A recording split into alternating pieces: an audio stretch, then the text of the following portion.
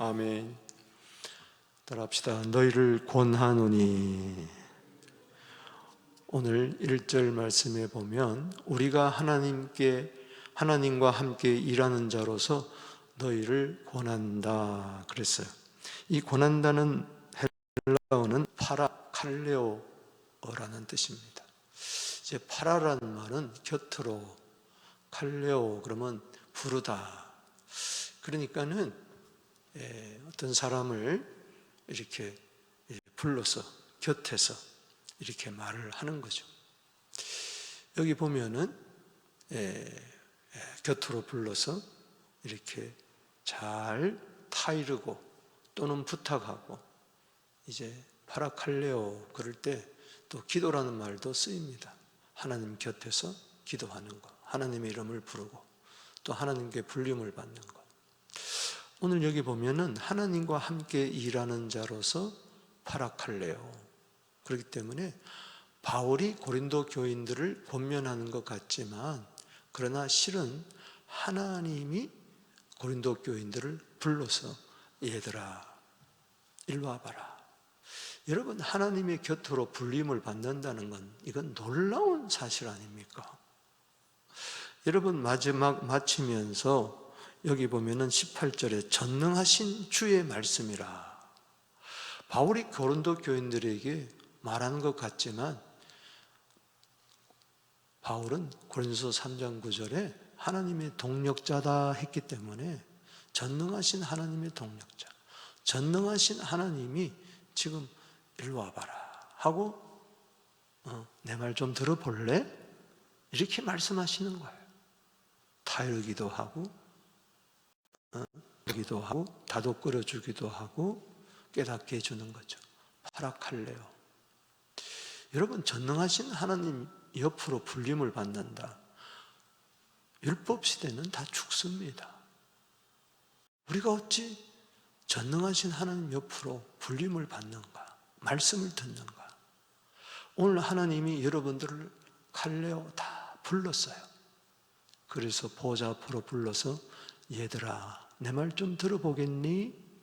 바울을 통해서, 오늘 말씀을 통해서 이야기해 주시는 거예요. 마치 밤새도록 고기를 낚았지만 한 마리도 낚지 못할 때에 예수님께서 오른편에 그물을 던져라. 153마리 잡은 다음에 조반을 미리 다 준비하고 생선 가져와봐라. 구운 생선을 함께 나누면서 베드로야, 시몬아, 요한복음 21장 15절에 곁으로 불러가지고 너 나 사랑하니? 예, 주님 사랑해요. 그렇다면은 내 어린 양을 먹이라. 이와 같은 것을 우리가 연상해 볼 수가 있습니다. 너무 고맙습니다. 걸어가신 하나님 곁으로, 전능하신 하나님 곁으로, 은혜로우신 하나님 곁으로, 긍휼하신 하나님 곁으로 오늘 불림을 받아서 오늘 주의 음성을 듣게 되기를 주 이름으로 축복합니다.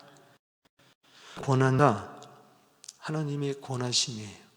1절에서 10절, 11절에서 13절, 14절에서 18절 세 가지 권면을 하고 있어요.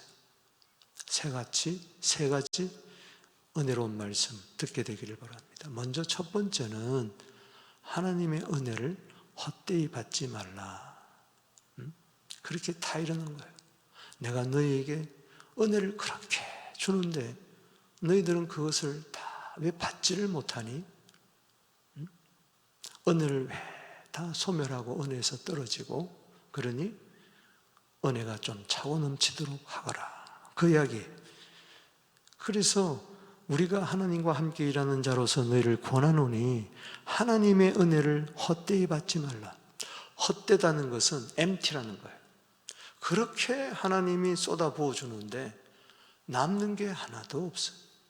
오늘 이 새벽에도 하나님이 은혜를 주십니다. 여러분 충만하게 받게 되기를 주 이름으로 축복합니다. 은혜 받은 것 같은데 돌아서니까 아무것도 없어요. 은혜 받았는데 가서 생활에서, 현실에서, 영적 전쟁에서 이 은혜를 사용해야 되는데 또 은혜를 쏟아버릴 때가 많으니까 그렇게 하지 말라. 더 이상 은혜를 쏟아버리지 말라. 이르시되, 이것은 이사야 49장 8절 말씀을 인용한 겁니다. 내가 은혜 베풀 때에 너에게 듣고 구원에 너를 도왔다 하셨으니 보라, 지금은 은혜 받을 만한 때요, 보라, 지금은 구원의 날이로다. 이사야 49장 8절에 은혜의 때에 내가 너에게 응답하였고 구원의 날에 너를 도왔도다. 자, 은혜의 날은 구원의 날입니다. 그리고 은혜의 날에 들었다, 응답했다, 기도 응답을 말합니다. 그리고 도왔다, 도와줬다는 거예요. 그러니까 은혜를 헛되이 받아버리면 구원도 없고 기도 응답도 없고 도움 받지도 못하니까 그냥 힘들어하고 인생이 지치고, 그리고 기도해도 응답이 안 되고, 그리고 도움을 받지를 못하니 내 힘으로 살기가 너무 힘든 거예요. 죽지 못해서 겨우 연명하는 것과 같은 거예요. 그러니 여러분, 은혜를 받아야 될 줄로 믿습니다. 헛되이 받으면 안 돼요. 받긴 받되 헛되이 받으면 안 된다. 여기 3절에 우리가 이 직분이 비방을 받지 않게 하려고 무엇이든지 아무에든지 끄리키지 아니하고, 3절에서 10절까지는 사도 바울이 자기 간증을 하면서 나를 봐라. 예를 들어서 하나님과 함께 일하는 자로서 너희를 권한다, 은혜 헛되이 받지 말라 했는데 자기가 은혜를 헛되이 받아버리면 안 되잖아요. 은혜에 헛되이 받지 않게 살았던 자기의 삶에 대해서 지금 간증하는 거예요. 그래서 듣는 이로 하여금, 이야, 은혜 받으면 이렇게 좋구나, 이렇게 되는구나 하면서 여기 9가지 고난의 상황, 그리고 9가지 승리의 비결, 고난 가운데서도 내가 어떻게 승리했느냐, 9가지 승리 비결, 그리고 9가지 정체성을 이야기합니다. 총 27가지를 이야기해요. 은혜 받으면 이렇게 된다는 거예요. 와우! 저는 오늘 말씀을 묵상하면서, 이야, 은혜 받아야 되겠다, 은혜 절대 소멸하면 안 되겠다. 믿습니까? 따라합시다. 9가지 고난, 9가지 승리, 9가지 정체성. 이게 확실한 거예요. 자, 한번 보십시다. 여기 4절 말씀에 양심의 부끄럼 없이 꺼리낌 없이 이야기한다는 거. 오직 모든 일에 하나님의 일꾼, 하나님과 함께 일하는 자죠. 6장 1절에 자천하여, 자, 스스로 자기를 이야기하는 거예요. 많이 견딘다. 따라합시다. 견딘다. 뭘 견디느냐? 은혜 받으면 견딜 줄로 믿습니다. 9가지를 견디는 거예요. 환난, 궁핍, 고난, 매맞음, 갇힘, 난동, 수고로움, 자지 못한, 먹지 못한, 이 가운데서도 견디는 거예요. 그리고 9가지, 이 가운데서도 깨끗함, 지식, 오래 참음, 자비, 성령의 감화, 거짓 없는 사랑, 진리의 말씀과 하나님의 능력, 의의 무기로 좌우해가지고 9가지 승리 비결을 이야기하고, 그리고 9가지 자기 정체성을 밝히고 있어요. 사람들이 어때하든 간에, 자, 9가지 정체성은 뭐냐? 영광과 욕됨으로, 때로는 욕됨이 있었지만 나는 영광스러운 자다. 악한 이름과 아름다운 이름, 때로는 사람들이 비방하고 거짓 사도다, 그렇지만 나는 아름다운 이름을 가졌다, 예수 안에서. 우리는 속이는 자 같으나 참되고, 아유, 저 거짓말하는 자, 고린도 온다고 그랬다가 마게도냐 가고, 아니다, 나는 참된 자다. 나는 무명한 자 같으나 유명한 자다. 사람들이 우습게 보고 깔보고 그렇지만 나는 그리스도 안에서 주님이 인정하는 자다. 정체성이, 죽은 자 같으나 보라, 우리가 살아있고, 저거 죽었다 그랬는데 아니다, 나는 영생을 가진 자다. 아유, 징계를 받아가지고 저렇게 고생을 하는구나. 아니 하나님의 사도라면 어떻게 저렇게 개고생을 하느냐. 자지도 못하고 먹지도 못하고 매도 맞고.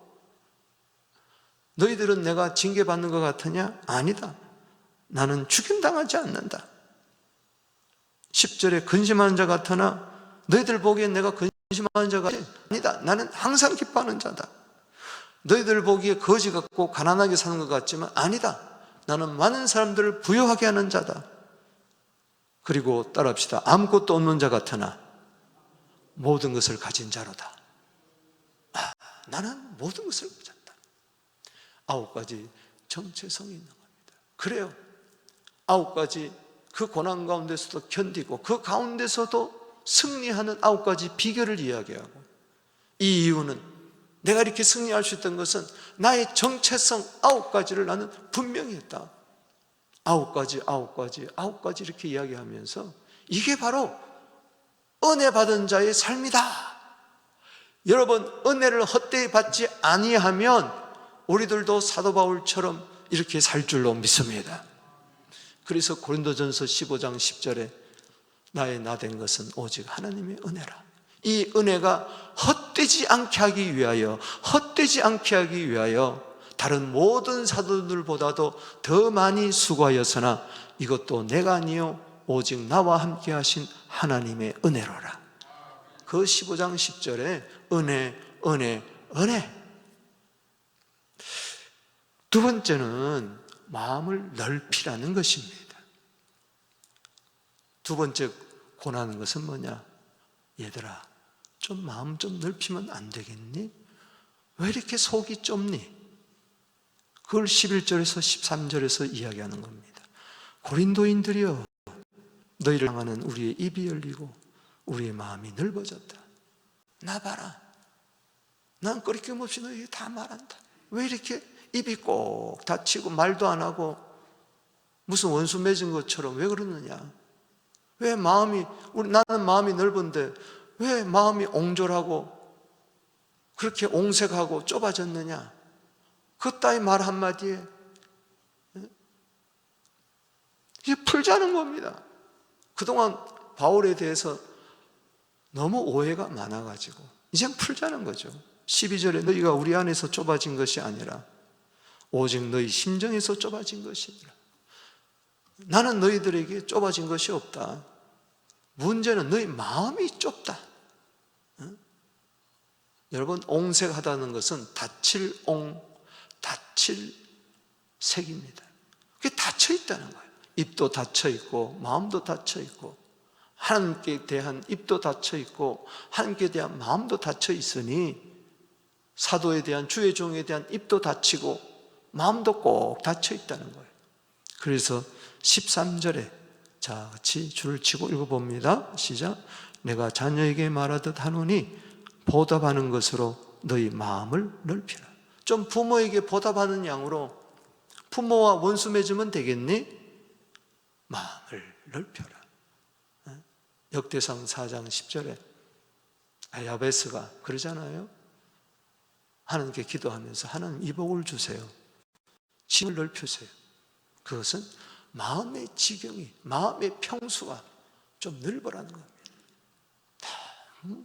이렇게 좁아져서 옹색하고 옹졸하면 안 된다.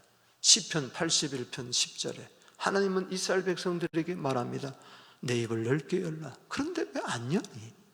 왜 마음을 꽁꽁 시베리아 벌판처럼 그렇게 닫아놓고, 그러니 은혜가 어떻게 임하겠니?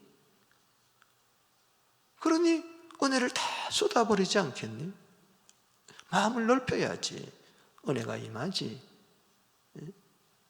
여러분, 누가복음 24장 45절 말씀에 부활하신 주님이 두려워 제자를 떠는 그 가운데 문을 열고 가운데 쑥 들어갑니다. 마음문까지 열어주세요. 누가복음 24장 45절에 마음을 열어 성경을 깨닫게 하시고, 마음이 좁아진 것은 마음이 닫힌 거예요. 오늘 열린 마음, 활짝 마음을 열리게 되기를 주의 이름으로 축원합니다. 말씀하옵소서 주의 종이 듣겠나이다. 귀가 열렸다는 것은 마음이 열렸다는 거예요. 세 번째, 믿지 않는 자와 멍에를 함께 매지 말라. 여기 14절에 너희는 믿지 않은 자와 멍에를 함께 매지 말라. 왜? 고린도 교회가 아주 음란한 도시, 우의 도시 가운데 섰기 때문에 너희들이 세상에 가서 불신자와 같이 직장도 다니고 동창회도 하고 그리고 왕래도 해야 되는데, 중요한 것은 너희들이 저들에게 선한 영향력을 미쳐야지, 너희들이 그들과 함께 지내다가 자칫 잘못하면 새 속의 물결이 너희를 집어삼키기 쉬우니 그럼 너희들은 손해다. 은혜를 다 쏟아버릴 수가 있으니. 우리가 그래요. 교회 안에서 은혜 받다가 세상에 가서 세상이 좋아 보이고 세상 친구와 때로는 술 한잔하고 놀러 다니고 그러다가 다 쏟아버려요. 불신자가 한테 오히려 손가락질을 받는다는 것이죠. 믿지 않은 자와 멍에를 함께 매지 마라. 무슨 일? 멍에는 뭡니까? 소가 일할 때에 그 위에 멍에를 세우는 거죠.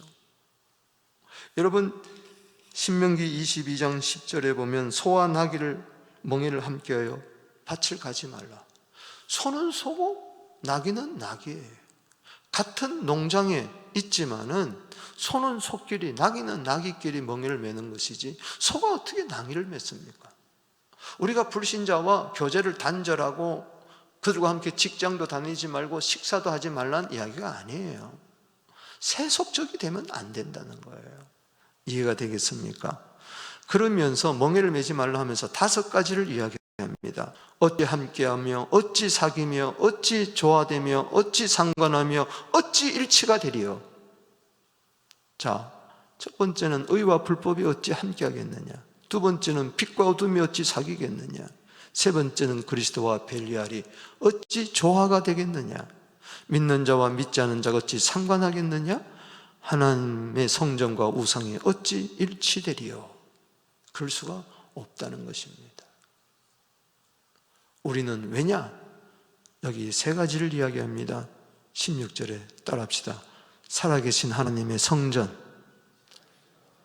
두 번째는 하나님의 백성, 나의 백성이 되리라. 세 번째는 하나님의 자녀, 18절. 우리는 하나님의 성전이고 하나님의 백성이고 하나님의 자녀인데 17절에 그러므로 너희는 그들 중에서 나와서 따로 있고 부정한 것을 만지지 말라. 내가 너희를 영접해서 하나님의 성전으로 만들어주고 하나님의 백성으로 만들어주고 함께하고 하나님의 자녀로 만들어주지 않느냐? 너희들 힘으로 됐느냐? 전능하신 하나님, 18절에 전능하신 하나님께서 해주지 않았느냐? 그렇다면은 불신자와 함께하고 사귀고 조화되고 상관하고 일치될 것이 아니라 하나님의 성전으로 하나님의 백성으로 하나님의 자녀로 하나님과 함께하고 하나님과 사귀고 하나님과 조화가 되고 하나님과 상관하고 하나님과 일치가 되어야 되지 않겠니? 이 말이에요. 야고보서 1장 27절입니다. 하나님 아버지 앞에서 정결하고 더러움이 없는 경건은 환난 중에서도 과와 가부를 돌보아 주고 자기를 지켜 새 속에 물들지 아니하는 것이라. 말씀을 맺습니다. 하나님과 함께 일하는 자로서 하나님의 일꾼으로서 아버지께서 하나님께서 곁으로 불러가지고 말씀하는 것을 대언하는 거예요. 얘들아, 하나님의 은혜 헛되이 받지 마라. 얘들아, 마음을 좀 넓혀라. 얘들아, 구별되게 살아라. 세속에 물들지 마라. 여러분, 고린도후서 4장 7절에요 우리는 즐것이라 그랬어요. 그릇과 한번 오늘 말씀을 비교해 보십시다. 은혜 헛되이 받지 말라. 소쿠리 같아요. 은혜를 담아봐야, 오늘 또 담아봐야 소쿠리 그릇은요 다 시원한 것 같은데 남는 게 없어요. 그릇에 금이 갔어요. 은혜를 물로 생각해 보십시다. 담았는데 술술술술술술술술 다 빠져나가. 그릇이 깨지고 빵꾸가 나고 구멍이 나고 밑받은 쪽에 묻불기야. 마음을 넓히라 그랬어요. 그릇이 종장이만 해. 야만한 그릇. 어떻게 폭포수와 같은, 나이가라 폭포와 같은 그 은혜를 담을 수가 있겠습니까? 디모데후서 2장 21절에 하나님의 집에 깨끗한 그릇이, 자기를 더럽히지 않는 깨끗한 그릇이 주인의 쓰심에 합당히 여김을 받는 존귀한 그릇이 된다 그랬어요. 더러운 그릇 안 됩니다. 세속의 물결이 다 들어가지고 거긴 하나님의 은혜를 담을 수가 없어요. 오늘 하나님의 권능하심, 얘들아 은혜 헛되이 받지 말고, 얘들아 마음을 좀 넓히고, 얘들아 그릇을 깨끗이 하라. 기도드리겠습니다. 하나님 아버지, 오늘 이 말씀대로 나를 돌아보게 하여 주옵소서. 은혜를 헛되이 받으니 구원도 없고 기도응답도 없고 도움이 없어 너무 힘들게 살아가고 있지 않는지, 오늘 속이 너무 좁아서 옹색하고 옹자고 은혜를 받지 못하고 믿지 않는 자와 멍해를 해서 세상 부러워하다가 더러운 그릇이 될까 봐 심히 두렵사오니 주여 용서하여 주시고 오늘 하나님의 권면하심에 귀를 기울이게 하여 주옵소서. 오늘 하루도 이 말씀이 약이 되고 능력이 되고 힘이 되게 하여 주시옵소서. 예수님의 이름으로 기도하옵나이다.